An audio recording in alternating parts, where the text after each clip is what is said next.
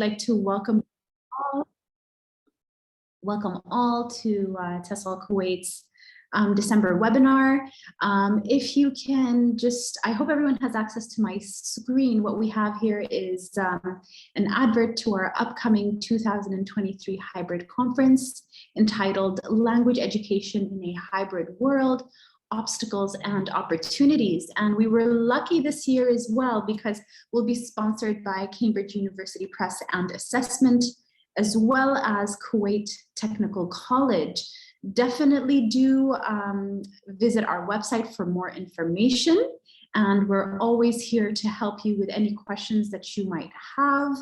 So not to take up a lot of Nathan's time, but I'd like to welcome today Nathan Waller, who is a lead teacher and trainer from Macmillan Education in the MENA region, with a bachelor's and master's in childhood and anthropology.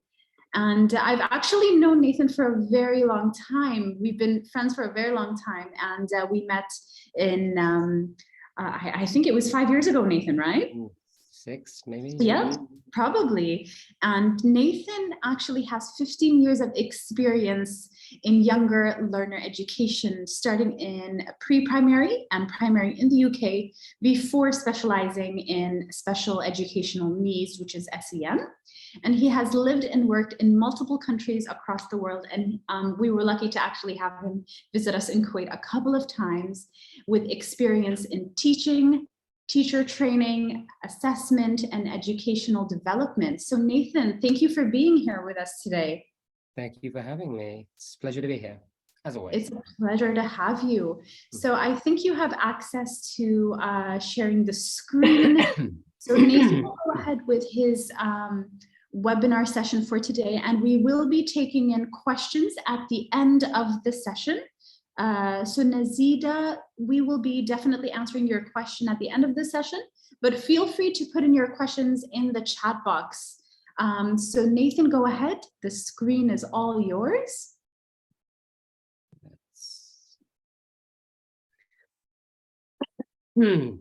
Okay, good morning or good afternoon, everybody. And thank you for joining us, taking some time out on your Saturday morning or Saturday afternoon for some wonderful professional developments in English language teaching. It's always a pleasure to be doing these sessions. It's always a pleasure to work with Reem, as she mentioned. We've known each other for quite a long time, and it's always a real pleasure to work with Reem. So this week I've been a little bit sick, so apologies if I break into any unconditional sneezing fits or coughing fits or sweating fits, or I just stare blankly into space while I try and remember where it is I am. I've got water and I've got tissue, so if I do need to stop, I will, but I'm sure we'll be able to get through without too much of a hindrance. I need to move this out of the way, otherwise I can't see. So today we are looking at learning environments. We're looking at getting our students involved in the English language classroom. We're looking at inspiring our students. Now, this is a very subjective topic that we're going to be covering today. So we'll be welcoming your ideas, your thoughts, your comments in the chat box. It's not just a kind of commons, listen and learn and take something away. It's something that we can all get involved in together, because there's going to be differences of opinions as we go through. These are just some of my ideas, some of the things that I've seen from my experience working in this particular region. But it may be different where you are. You may have your own ideas. Your students are going to be very different to students that I've worked with, or that students of the teachers who are joining us today as well. So, of course, there are going to be 3 aspects to this very, very short presentation. We want to look at, well, what are learning environments? How do we cultivate them? How has teaching and learning moved on? How has it progressed and advanced in the last 10 years, 20 years, 50 years, 100 years? We've been doing this for quite a long time. How have our ideas shifted and changed over time? What do we mean by getting students discovering? We hear a lot of terms within education. Discovery has been one that's been kind of bounded around a lot. So what is discovery? What is it to get students to discover? So let's look a little bit about that. And the most important one, we want to look at differentiation. We want our students, all of our students, to thrive, to succeed. And in order for us to do that, I think we need to be thinking about it from the perspective of different types of students. And within that, creating a more inclusive classroom.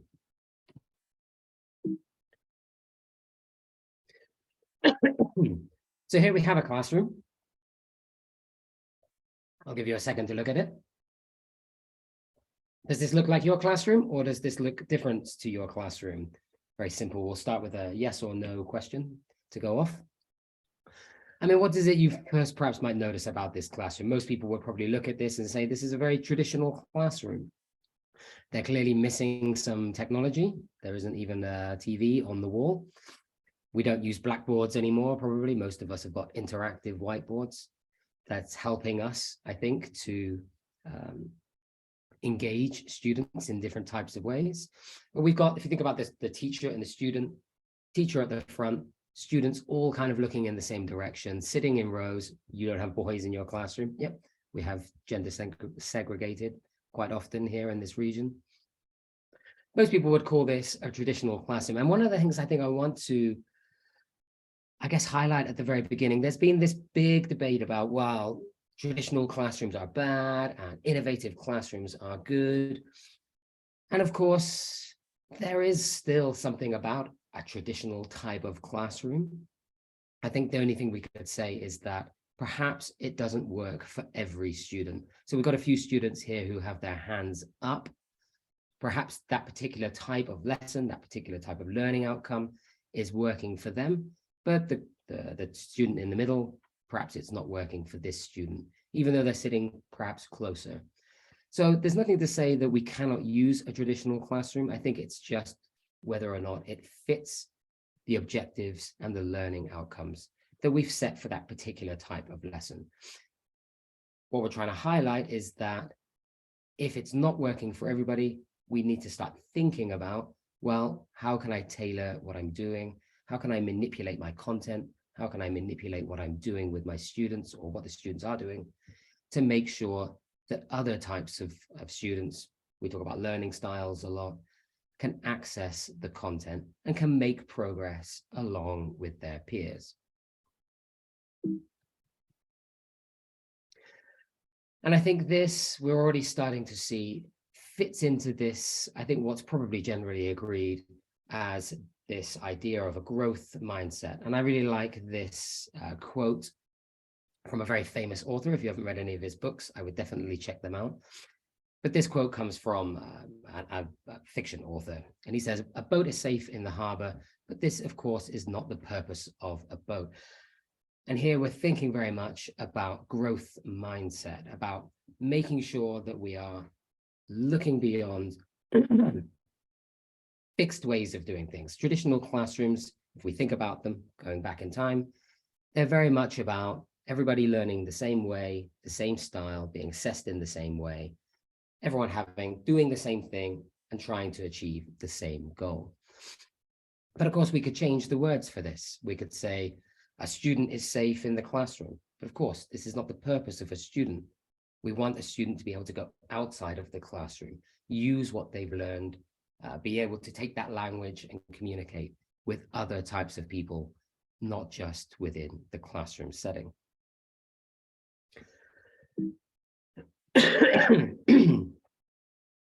And this as well fits into this idea of comfort zones. So we can think about comfort zones from the perspective of ourselves as teachers. Are we within our comfort zone? Now, when I think about that traditional classroom, now you may be looking and saying, well, my classroom is not traditional. I have a very innovative classroom. I do different things. I set up my classroom in different ways. But I think that traditional classrooms are still quite pervasive in this region. And while you might not be doing it, you could be affected by other teachers who are doing it. So if you're teaching young adults, but your students have come through primary and secondary, where all they've done is very traditional classroom types of teaching and learning, then that's going to have an impact on the way they see your classroom, the way they interact with you, their expectations. So we've got our comfort zones. Are we breaking out of our comfort zones? And we can always be thinking about that ourselves. So some things I'm very comfortable with. So if I take, for example, tomorrow I'm going to be teaching 20 teenagers, I could say, yes, I'm very comfortable with this. But tomorrow I could be giving an international TED talk to 10,000 people standing on a stage in an auditorium. Am I comfortable with this? So I can think about, well, where are my comfort zones? Where's my danger zone? Getting up in front of 10,000 people was probably a bit too much. And then that can help me to think about, well, how can I set goals for myself to try to break slowly out of my comfort zone?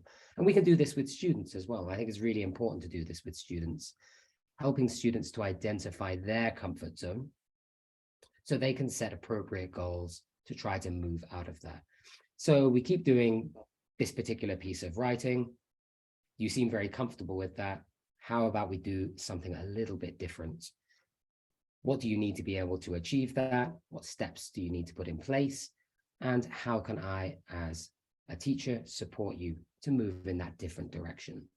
And giving them a bit of scaffolding, giving them a bit of support to be able to try something new, make mistakes and try new things. Yeah, and I like this comment. This is one of the things that people are very uncomfortable with very often, is when supervisors attend classes or were being observed. It's nerving. And I remember my time being a teacher and supervisor saying, I'm coming into your classroom at 11:30 to do an observation. And all of a sudden we change what we're doing. Our students change what they're doing. But I think it's important to have conversations with our students. Okay, how is it different when somebody comes to observe us? Do we behave differently? Do I do something differently? Can you reflect on that? Give me advice. What could I do differently? And your students will, I think, feed into that.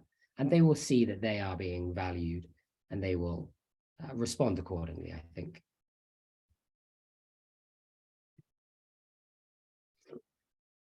And as we come to the end of this, I think that it's very stressful for students. Learning new things is very stressful. And we probably feel that as well when we learn new things. I've been learning new things throughout 2022, changes within my work environment. And these are stressful. They impact on what's happening at home. They impact on what's happening in my personal life. They impact on my relationships with my colleagues. So even for us as teachers, learning new things is stressful.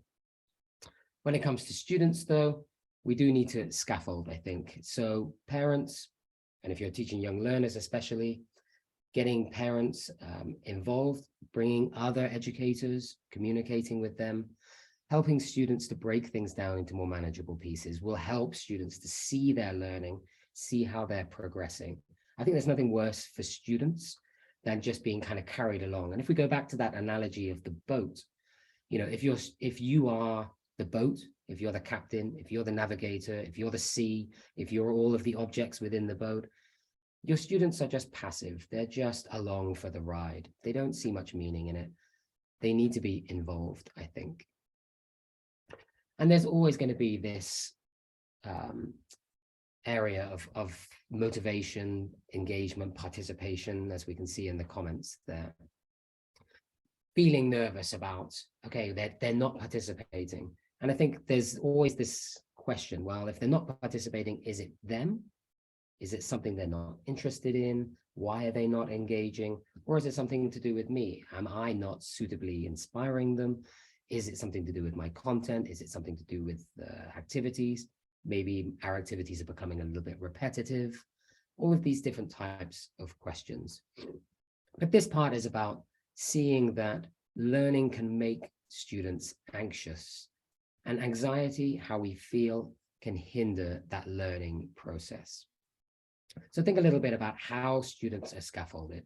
And I think the next two sections are going to show us a little bit about how discovery and how differentiation helps us to scaffold out that learning and helps to build confidence with students so that they feel, again, valued within the classroom, but also so that they can see very tangibly their progress. And there are, I've picked out 5, but I'm sure you can pick out lots of different types of criteria for cultivating learning environments. These are some. Perhaps you want to put in the comments, what do you think it takes to create an effective learning environment? We have typically a classroom, a set space. We sometimes have very fixed things within that space. Some of you might be teaching in places where tables and chairs are kind of attached to the floor. I've seen that a lot. So, we say, oh, it's great. We move tables around, sometimes we have a U shape, sometimes we have group work, sometimes we do have them in rows. And then teachers will say, but I cannot do that. I share the classroom with somebody else, or the learning space is fixed. I cannot move things around. And so we have to think, okay, well, if that's the case, what can we do to try to work around this? So maybe you have some ideas for creating effective learning environments in your own context, and please feel free to share them. For me, I think if we're thinking about students, giving students more ownership over learning events. So this is around choices. Do students have choices in the classroom? Are their voices being heard? So are they able to express themselves? Are they able to make recommendations? Are they able to evaluate the learning materials, or are we just in control of that ourselves all of the time? And what contributions can they make? And very often we can become a little bit fixed in this. We think we're giving them choices because we say, okay, you can either, you can choose the word that you want to put in this gap fill, but it's not really a choice. Choices are more about how they can express themselves. So think a little bit about this: choices, voices. Of course, we need to think about the appropriateness of the instructional tasks. So thinking about what they already know. So building on existing knowledge, building on existing skills. And again, that's about communication, talking to our students, finding out what they know, and then building on that rather than just trying to kind of pre-teach them everything, which again, we can quite often fall into that habit. Structuring learning environments, so making sure that there's a natural sequence, and course books can help us with this a lot. Oh, I think some of them might need to put themselves on mute. No problem. So yeah, making sure we're not setting too high an expectation. An example of this can be very often when we do listening activities. So we often do listening activities, but they're looking at their book at the same time, and they're quite often reading the questions. So they're having to do 2 things. They're reading in a language that's not theirs, and they're also trying to listen for something. So we're kind of overloading them. So think about how we can make activities perhaps more simple in terms of what we're expecting them to do. And just an appreciation, I think, from the student's perspective about how difficult sometimes tasks can be. And once we do that, again, we can then take a step back and think about, well, okay, how can we scaffold that? Perhaps I can do an activity beforehand where they get to interact in pairs, thinking about the questions on the page before they do the listening. These types of things. I'm trying to keep up with some of the comments here. Yeah, empathy is such a key skill when it comes to teaching teenagers. And teenagers are such a great group to teach. They have so many ideas. They're usually, full of energy. Channeling that can be very difficult. But if we do, teaching teens can be one of the most fun classes to teach. They're full of life. They have these most amazing ideas. They can be really creative. They're very good at taking things from outside of the classroom and bringing it in if we just give them that space, that opportunity. Shared responsibility. So not doing everything ourselves. It's, again, very easy for us as teachers to try to do everything, to try to be in control of everything that's going on. But taking a step back, giving more control, more authority to the students themselves, allowing them to exhibit leadership skills, for example, is key to helping them, again, develop their own life skills, study skills, academic skills, but also, just showing them that, I'm not the center of all knowledge. I'm not the controller of everything. You guys are going to figure this out by yourselves. And I think coursebooks have come a long way, if you're using a coursebook, to allowing teachers to help teachers to do that, to be able to step back and let students take more control of their own learning. They can learn outside of the classroom. There's more technology that they can use. There's online workbooks. All of these different types of things allow students to go out and say, okay, how do I make sense of what I've been doing in class in my own way? But yeah, and then and I like this from Dr. Shiner, in using that classroom time for interaction, getting them collaborating, getting them working on projects, getting them communicating with each other, and not just, individual heads down work, heads up, interactive, collaborative types of activities. Okay, so let's look at discovery, because I think there's been this big shift in education from teaching as input to teaching as helping students to discover things by themselves. Now, quite often when we think about discovery, we think about, helping students to learn about the world around them. And yes, discovery is largely about that. When I used to do IELTS exams, I remember that a common complaint amongst IELTS examiners was that students don't really have anything to say. They'd always say, oh, they're older teenagers or young adults. They don't have any life experience. We ask them these questions, and for me, as someone in their kind of mid-40s, I've lived, worked, traveled I've been to probably 60 countries. I've lived in probably a dozen. I'm interested in the world around me. I've traveled a lot. I've seen a lot of different things. And I think that I try to put that onto the candidate, or I try to put that onto students. In some ways, it's good because I'm inspiring them based on my own experience. But in other ways, they cannot relate to that. I don't know what it's like to live in China. It doesn't mean anything to me. But as teachers, we want them to know all of these different things about things around the world. So discovery very.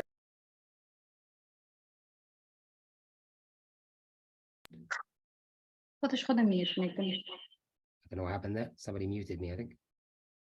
Anyway, can you still hear me? Still here? I think somebody else needs to mute. Yes, we can hear you. Okay, perfect, good. So this idea of discovering the world around us is the most common approach, I think, to discovery. But I want to try to push this idea of discovery a little bit further. I want to think about discovery within education as, sorry, I was going to give an example. So this is an example of something you might find. This comes from a Macmillan course. This is a young adults academic course. And we do these types of things all the time. Yes, we want our students to think about their lives in relation to the lives of people in other parts of the world. We could do these together. So is attitude to time in your country more like Brazil or Australia? So in Australia, arriving on time to meet people is very important. Where I am in MENA, if you're in MENA, probably a little bit more like Brazil. Would you agree? It's okay to be a little bit late. Certainly when I'm hanging out with the North African team, time is very flexible in this part of the world. But if you were in Australia, no, it's not. If you're not on time, you've got a couple of minutes at most, and then whoever it is that you were supposed to be meeting, they will just leave. They will say you were rude, and they will up and disappear. So we do these types of questions with students all the time. Again, we can do the second one. What advice would you give to somebody about meals in your country? So I'm from the UK.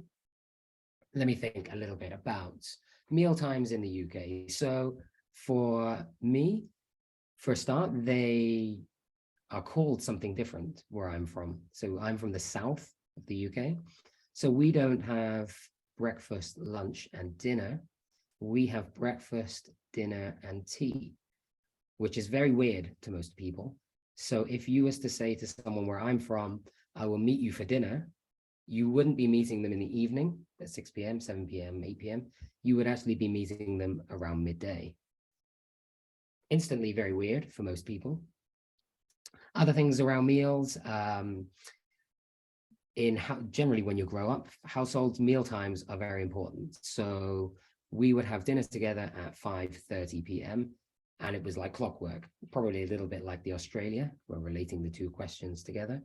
If you weren't in the house at 5:30 for your dinner, you were in a lot of trouble from my mother. So these types of things. So let's give you a second. So I will take a breather and have some water. What advice would you give to somebody about meals in your country? I'm sure there's loads of stuff. Everyone loves to talk about meals.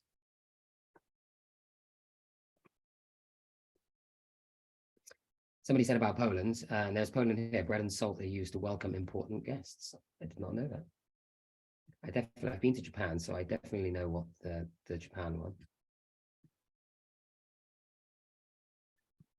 Anybody like to share any important advice that you would give? If I was coming to your home for a meal, what advice would you give? Arabic coffee is important. Yeah. So when you arrive to somebody's house, you are automatically offered coffee.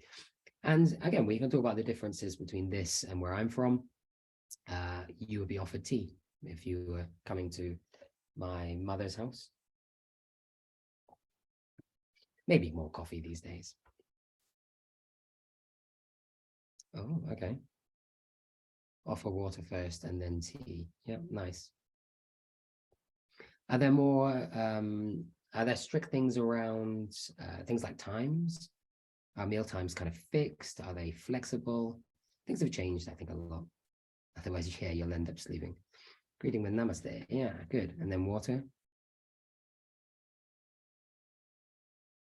Nice. And if I was doing this is an infographic at the start of a unit, it's a good way to get students thinking about the particular topic, thinking about what it is that we're going to be doing. So setting them up and finding out what it is that they do know, which we already mentioned.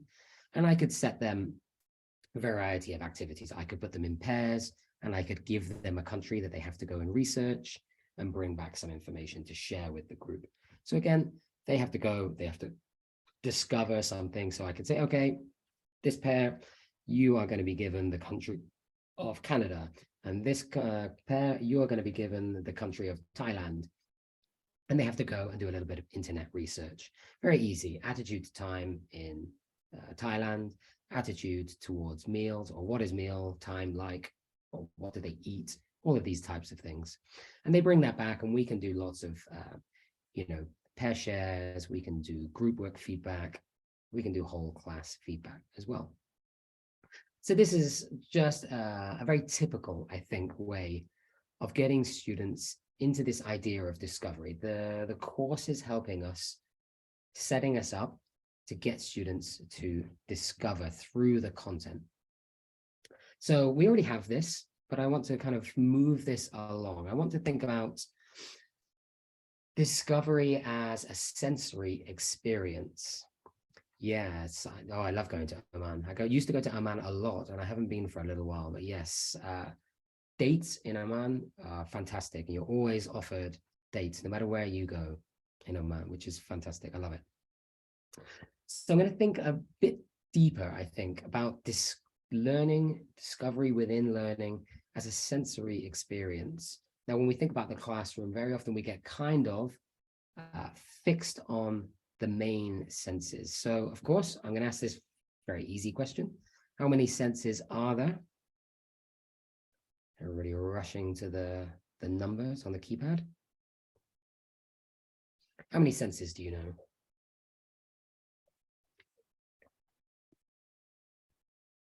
Give people a second. 6. Oh, we got differences of opinions already. 6, 5. Is that 5 and a 6th sense, maybe? People talk a lot about the elusive 6th sense. 5 senses, and we've got them there. How many can you name? Smell, touch, sight, hearing, and taste. Good, 7. Oh, we got 7. Okay, Mary, what's the sixth? We might know because people say the sixth sense. What's the seventh sense? I'm interested to know what number 7 is. I don't think people need to write down what the other 5 are because we've got them there already. Okay, so the question is, how many senses are there and how many can you name? We've got quite a few, 5. Now, we're all adults. I think if I was to go into a young learner classroom and say how many senses there are, they would come up with 5. They would come up with the ones that we have. But we are educated adults. I think we should be able to get more than 5. There are, well, it's disputed, but there are pretty much acknowledged to be amongst, I guess, the social sciences, 21 senses now. So yeah, 5 of the basics. We've got lots and lots of different senses. So we have, of course, the ones that we've already mentioned. Yes, 21, but there are 9 that are acknowledged to be the most common senses, I would say. So let's see if you can guess what some of these ones might be. So let's look at this one. Oops. I'll start with a nice easy one first. Thermoception. Anybody guess what thermoception might be? As a sense? Yeah, Gulshan got 9. Yeah. This is the perception of, should be quite easy, this one. The perception of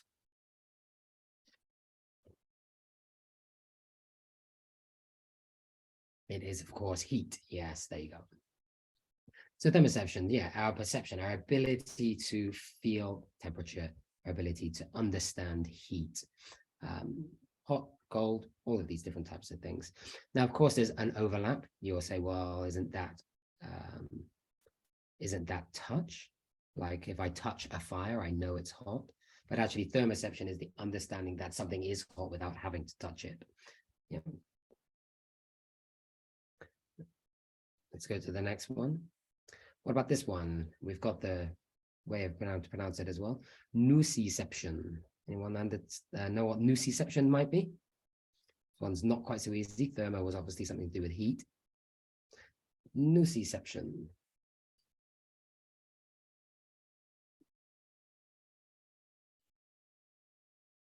Excellent. Yes, it's the perception of pain. So understanding that something is going to hurt us, understanding that if we step on a nail, it's going to cause us pain. These types of things. Good. Excellent. See, we've got some people do know. We just go for the easy answers sometimes.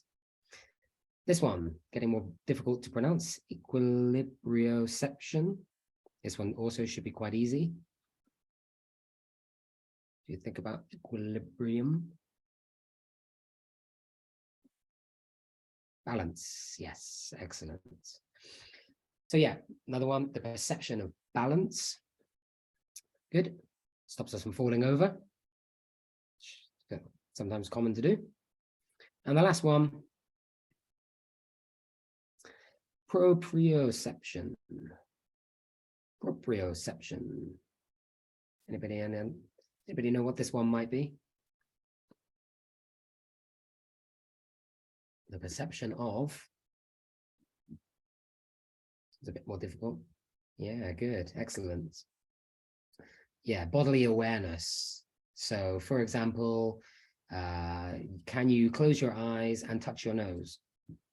I can, so clearly I do have the ability to do this, thankfully. So this is understanding that if my eyes are closed, I can still touch my nose. I have a perception of the awareness of my own body. And this is, yeah, and I'm liking the fact that somebody's put in here about body language, because a lot of communication is about body language. And we very often overlook the importance of body language. We're teaching communication, but we're often so fixed because of the time that we have in class. You know, I've got to focus on speaking, I've got to focus on listening, they need to be doing some writing. And we forget that learning is more holistic than this. And all of these perceptions influence our ability to learn. Somebody said this further up. All the senses are used in learning, but very often we don't bring all of the senses into teaching and learning. So we're going to look a little bit about that now. So we're going to think about this idea of multi-sensory learning. We very often focus on sight, getting them to see things, reading, writing, what can they see on the board, what can they see on their phone, listening, sounds. These are the things we focus, these are the senses that we focus on the most. What can they see, what can they hear? Because we're teaching communication. But actually, we need to be thinking about some of these other things as well, because they can benefit students. They can bring in critical thinking skills and all of these other types of things. So here we go. Helping students to engage with materials. Oh, we've got writing going on all over the place here. Hello, not sure who this is. Coming on in. We're engaging multiple areas of the brain. We're helping them to relate to materials in a more sensory way. So we're not just looking at the content as something you need to read. We're seeing the reading as something more rich. I'm gonna have to ask whoever that was, can I remove that or can somebody else remove that? Somebody's been drawing all over our presentation. Never mind. So I'll leave you to read this for a second. So cognitive science shows that the human brain has evolved to learn and develop in multi-sensory environments. And as such, the brain functions are all interconnected. Now that helps us to see that, well, okay, when I'm teaching something in class, is my learning environment, is it a multi-sensory environment? If they are all like that original picture, all sitting down, all facing in the same direction, all not really touching anything. They're all just looking in one direction. They're all listening to the same thing. They're all thinking, hopefully, the same thing.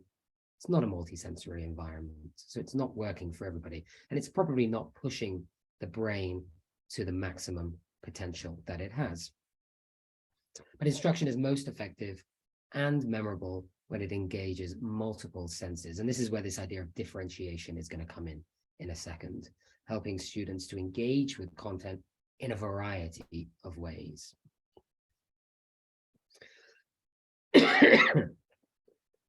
And this probably just builds on what I just said.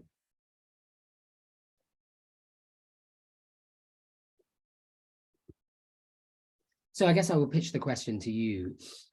In what different ways do you find helps students to use different types of senses to help them access meaningful content and help build connections within the things that you do in class? It's not something you need to answer because it would take you a while, but perhaps something for you to have a little think about.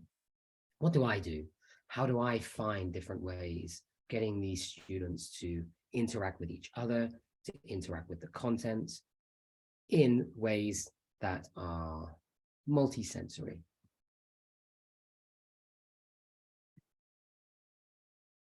Of course, we're very advantaged now to teachers 30 years ago in that we have a variety of learning materials that are available to students. We can use online tools, we can use different forms of media, and these can support multisensory learning in different types of ways. And I like the fact that people are putting some things in the chat box here. So we've got feely bag activities. Now, when you're teaching preschool or very young primary school students, we use feely bags a lot.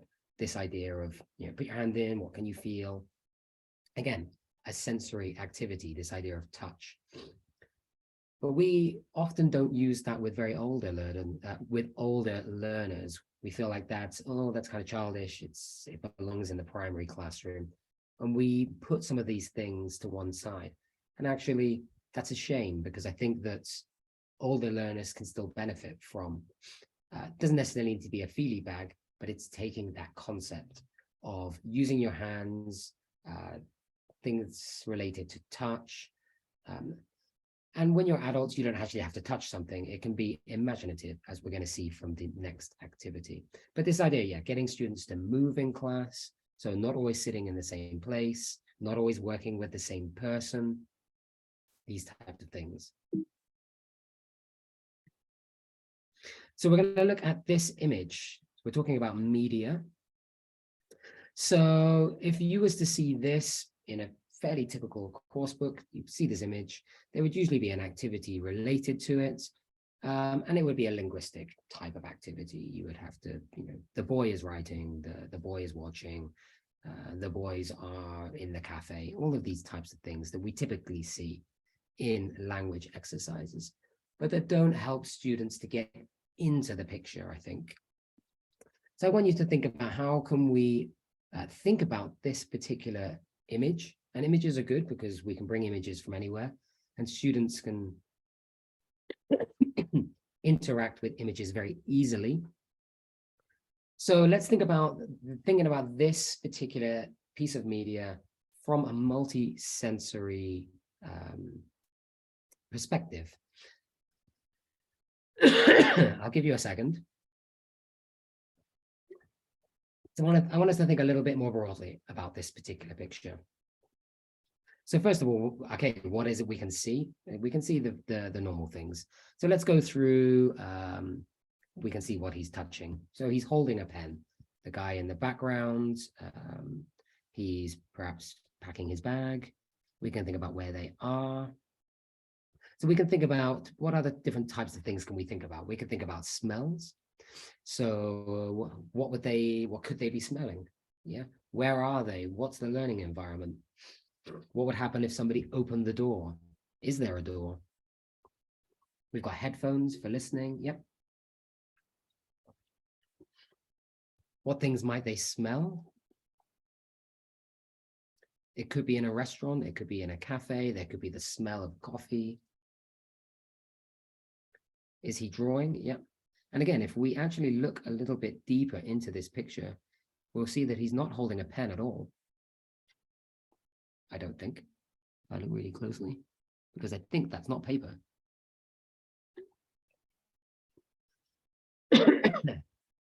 Yeah, I think it's an iPad. So I think it's a digital pen. So is he writing? Are they playing a game? How do they feel about that? So there's lots of different things that we can do around this picture. We can get students into the picture beyond what they just initially see. What do they feel? What do they think? What does this picture make them wonder? Yeah, lots of things, different things going on. What are the sounds going on? Is there the sound of a coffee machine? Is this a familiar setting to students, or is it an unfamiliar setting? We could use this image and we could have a mirror image of somewhere completely different in another part of the world. And then they could, in groups, have to compare between, would it be hot? Would it be cold? Is there a draft coming in through the door? Is the light flickering?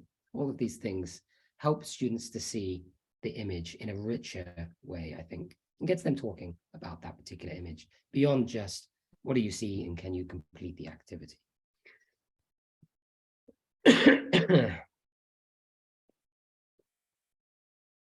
Oh, yeah. Excuse me. Moving on. So I want to push this now to the next stage, which is looking at this through the lens of differentiation. We're kind of running out of time, so I'm going to go through this quite quickly. And I like this quote from Howard Gardner. If anybody knows Howard Gardner, you may know things about emotional intelligences and all these types of things.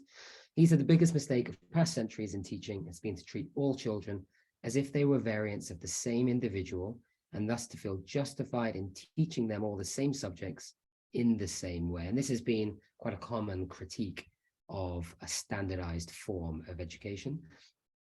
This idea of that particular image we looked at the very beginning, so coming kind of full circle. Thinking about different types of students, different types of interests. And if we start to do that, we start to look through this lens of differentiation. We start to see students as individual learners. We start to see them as personalities, I think.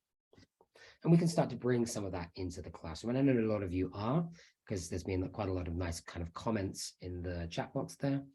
Things around, well, what are their personal circumstances? More generally, who are they? What are they interested in? What motivates them? We've got things about learning styles. We need to be a little bit careful about learning styles. It's very easy to, again, get into a fixed mindset because we think that's what their learning style is. Oh, this student is a visual learner, so I'm just going to keep pounding them with visual stuff all the time. As we already mentioned, the best way to learn is through variety, engaging with all of the senses. So yes, it's good if there's a preference to use a lot of visuals, if we think our students, that helps them. But let's not just use visuals. Let's think about making sure they engage with all of their senses.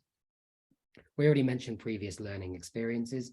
They have a huge impact on what goes on within your classroom, not just in terms of what they know, but their attitudes towards learning, their attitudes towards schooling, education itself.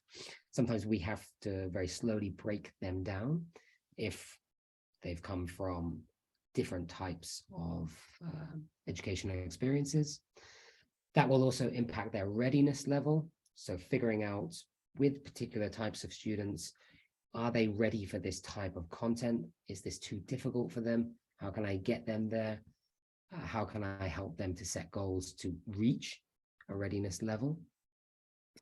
But let's go back to the first one, their personal circumstances. Personal circumstances could be quite general, like what's their home environment like? Are they well supported by their parents, by their family, by their siblings? Do they have siblings? But it could also just be day to day. Are they having a bad day? Did they have a fight on the bus on the way to school? All of these things impact as well. So building good communication with your students helps you to understand why they're doing well, but also perhaps maybe why they're not engaging with things in the first place. So differentiated instruction is us as the teacher controlling, adjusting the curriculum. So we have our syllabus, we have our curriculum, we know our teaching strategies that work, we control the classroom environment, but sometimes we need to make little tweaks to that.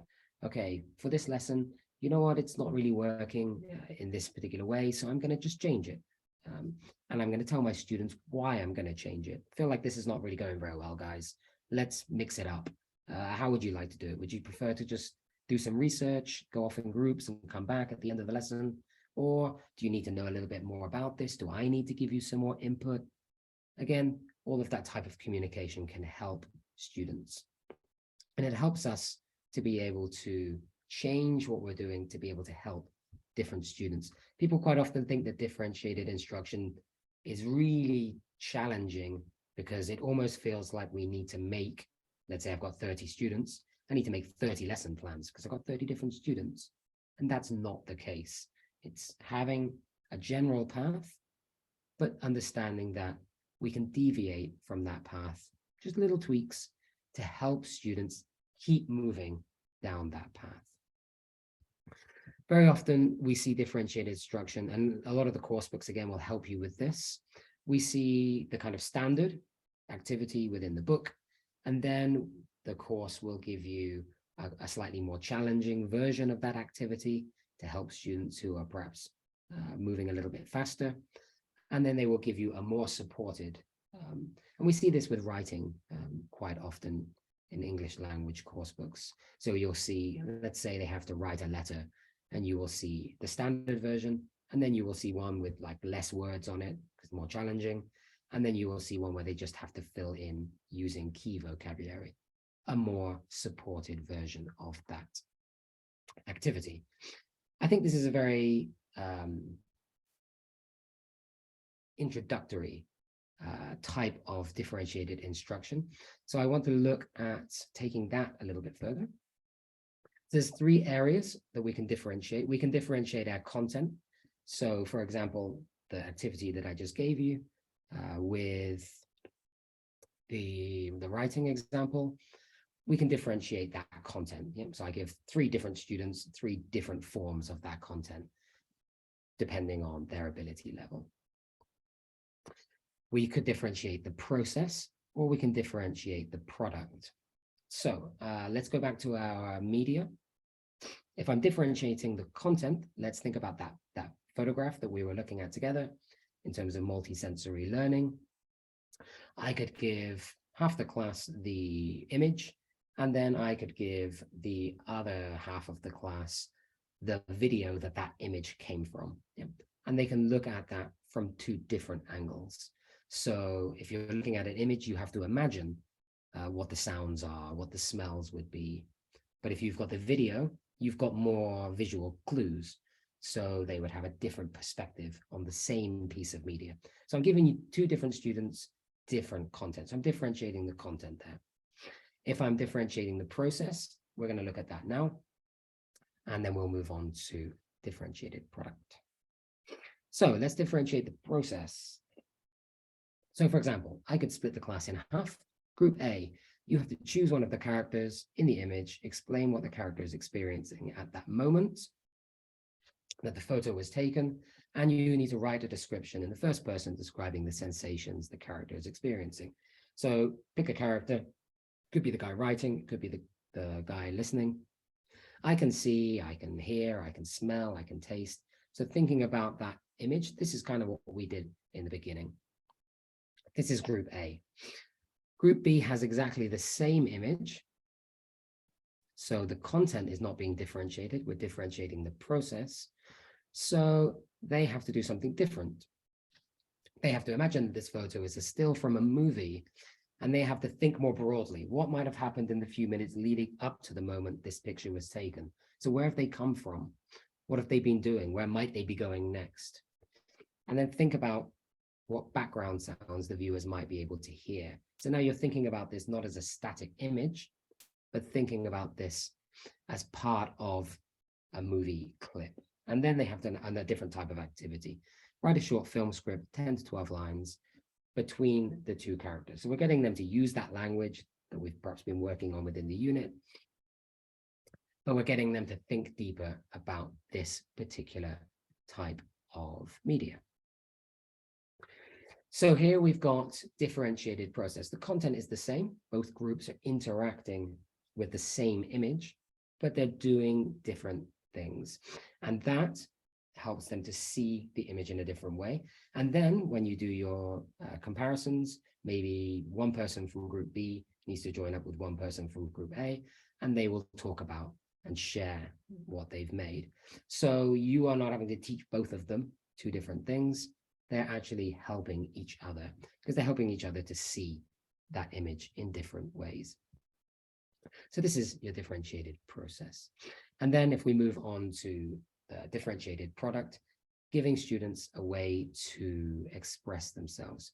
So very often when it comes to the English language classroom, we think about productive skills, we think about writing, and I would say most things that we do are getting students to write because it's evidence of what they might know, or doing things like presentations, come up at the front, do a presentation.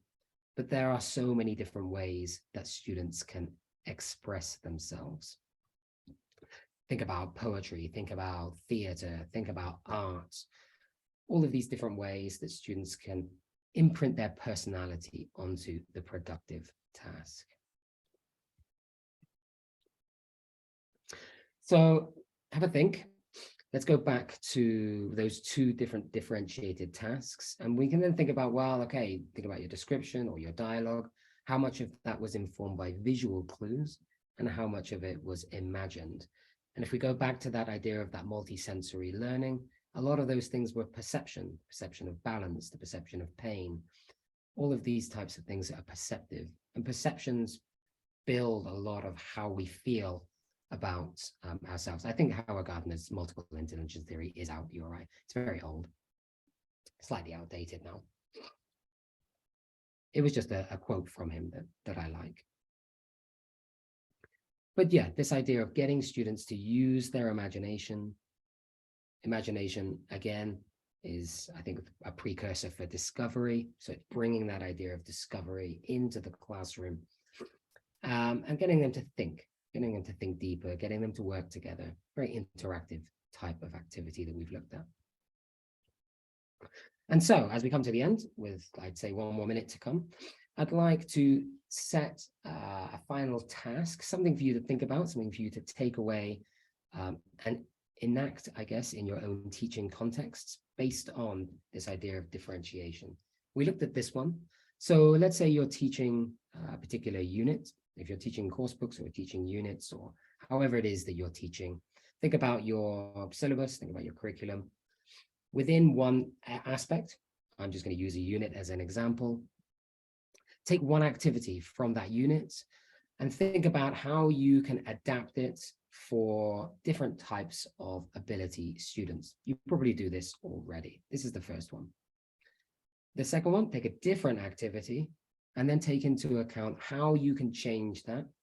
Think about whether or not you're going to differentiate the content, the process, or the product in terms of their student interests. So, for example, if I want to differentiate that previous activity in terms of content, I would ask students, because most of them have phones and cameras, to take their own picture. It doesn't always have to be my content. So I want you to take a particular type of picture, and then you're going to use that in a group to do one of these types of activities. So I could differentiate the content by involving the student in creating that content in the first place. Good, excellent. Then I want you to think about the productive task. So making sure that we don't just have 30 pieces of identical writing, or everybody comes up to do a presentation at the front of the class. Think about how students can achieve the productive task for that particular learning outcome, but through a variety of forms of expression. Have a think about that. And I'm sure you can come up with lots of creative ways to do this. Then I'd like you to think about one particular activity and think about how it might accommodate a student with a learning difficulty. Now, you might not have a student with a learning difficulty, but actually I think that if we can think through this lens, it actually helps other students anyway. So for example, I'm going to be doing this particular activity. What would this be like if I had a student with a hearing impairment in my class? I don't have a student with a hearing impairment, but if I can think about it through that lens, it might help some of my other students to engage with that activity in a different way. And that is, I think, the hallmark of an inclusive classroom.